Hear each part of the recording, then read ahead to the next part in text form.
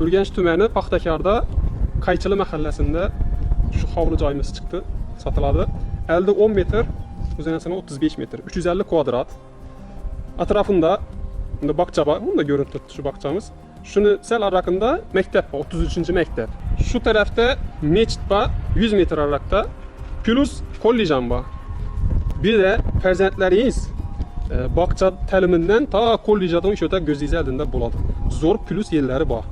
Şu havlu joyimizni hozir tashqi ichki tarafidan obzorini qilib beraman sizlarga. Demir eshiklarimiz qo'yilgan. Bir de suvdan, suvdan, gazdan muammo yo'q.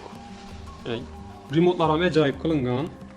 Turturazi patologlar ham zerkalni qilib, kvadratdan bilasizlar uni ajoyib qilinadilar. Elektriskilar ham dinni qo'yilgan hammasi. Ham bir oboydan chiqqan. Shunday girishimizda chap qo'limizda spanisi bor ekan.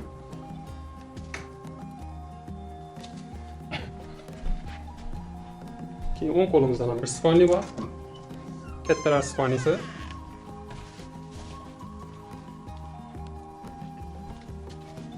Bir de sanuzilimiz var ekan. Sanuzil ham katta yana. Yo'q, ajoyibati kir mashina hammasi shunday joylanib sig'ib turibdi. Unitazi hammasi bor. Собственный bo'lishini qaramasdan. Berimiz dalon.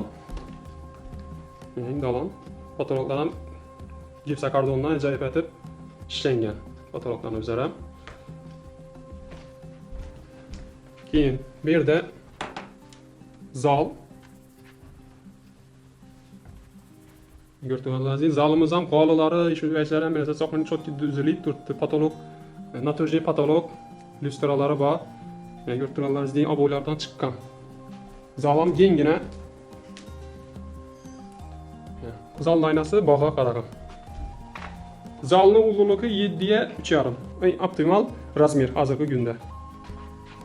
Berimizda kuxni xatir bera qo'yilgan ekan. Şu mebellarni bular qolishi mumkin, pulini kelishsangizda hamma narsasini. Bu taraf aynası neye qaragan? Bağa qaragan.